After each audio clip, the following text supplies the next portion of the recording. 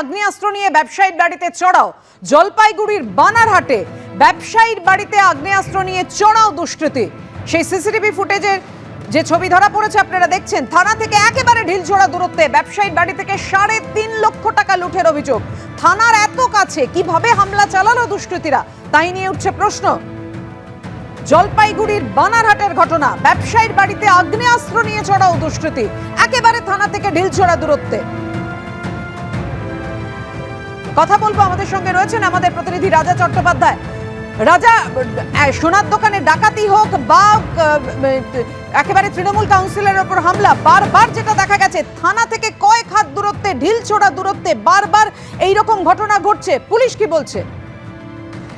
দেখো, নিরাপত্তা নিয়ে কিন্তু একটা প্রশ্ন উঠেছে বানারহাট এলাকায়। তুমি জানো, চা বলা এলাকা বানারহাট, প্রচুর ব্যবসায়ী লোক ওখানে রয়েছেন।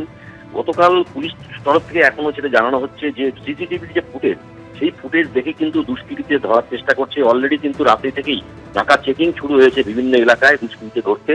এবং তুমি দেখলে সিসিটিভি ছবিতে যে ঠিক সন্ধ্যে 6:30 নাগাদ এই ব্যবসায়ী যখন তার বাড়িতে কাজ করছিলেন, ঠিক সেই সময় হেলমেট পরা একটি ব্যক্তি ভেতরে ঢোকে এবং কোমরে আর্মস ছিল বলে ব্যবসায়ী দাবি করেছে। এবং তার দাবি যে বাইরেও কেউ দাঁড়িয়েছিল বাইক নিয়ে, যাতে সাহায্য করতে পারে এই ছেলে ব্যক্তিকে, দুষ্কৃতীকে।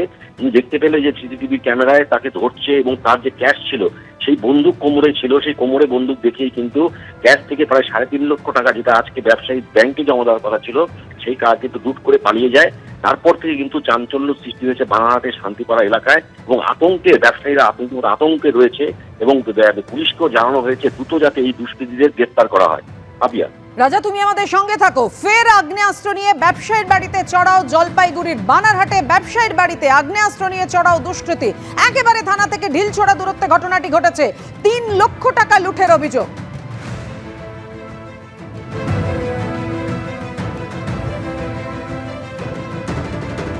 মেদিনীপুর মেডিকেল কলেজের সিরিঞ্জ থেকে জীবনদায়ী ওষুধের সংকটের অভিযোগ জুনিয়র ডাক্তারদের একাংশের।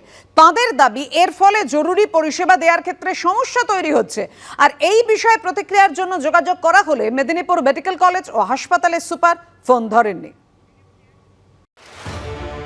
মেদিনীপুর পুরসভার স্বাস্থ্যকেন্দ্রের বিরুদ্ধে মেয়াদ উত্তীর্ণ ওষুধ দেওয়ার অভিযোগ নিয়ে তোলপাড়ের মধ্যেই এবার মেদিনীপুর মেডিকেল কলেজের সিরিঞ্জ থেকে জীবনদায়ী ওষুধের সংকটের অভিযোগ। এই বিষয় কর্তৃপক্ষকে জানিয়েও কোনো লাভ হয়নি বলে দাবি জুনিয়র ডাক্তারদের একাংশের। তাঁদের দাবি, সিরিঞ্জের পাশাপাশি শ্বাসকষ্টের রোগীদের যে জীবনদায়ী ওষুধ দেওয়া হয় তার সংকট রয়েছে। এ নিয়ে হাসপাতাল কর্তৃপক্ষ কোনো পদক্ষেপ না নেওয়ায় জরুরি পরিষেবা দেওয়ার ক্ষেত্রে সমস্যা তৈরি হচ্ছে। এখানে নাই, বাইরে থেকে নিয়ে আসুন। বাইরে থেকে নিয়ে আসুন? হ্যাঁ, কিনে নিয়ে আসুন। কতগুলো সিরিঞ্জ কিনবে? 10টি। মেদিনীপুর মেডিকেল কলেজে মেডিসিন এবং পিডিয়াট্রিক্স ডিপার্টমেন্টের কথা যেটা বলবো, যে 5mm 10mm সিরিঞ্জের যথেষ্ট পরিমাণ সাপ্লাই নেই। যখন সরকারের তরফ থেকে সবসময় বলা হচ্ছে যে সবকিছু সমস্ত মেডিসিন সাপ্লাই রয়েছে গভর্নমেন্ট মেডিকেল কলেজগুলোতে, আর স্বাভাবিকভাবে মানুষের মধ্যে ক্ষোভ জমছে যখন আমরা কিনতে দিচ্ছি একটা সরকারি হাসপাতালে দাঁড়িয়ে। কারণ যারা আসছে তারা কিন্তু সত্যি দরিদ্র মানুষ, তাদেরকে যদি কিনতে দিই স্বাভাবিকভাবে তাদের উপর একটা ফিনান্সিয়াল বার্ডেন আসছে। যার মুখোমুখি একদম সরাসরি প্রশ্নমানের মুখে পড়ছি আমরা। এই বিষয়ে প্রতিক্রিয়ার জন্য যোগাযোগ করা হলে মেদিনীপুর মেডিকেল কলেজ ও হাসপাতালের সুপার ফোন ধরেননি। সৌমিত চক্রবর্তীর রিপোর্ট, এবিপি আনন্দ, পশ্চিম মেদিনীপুর।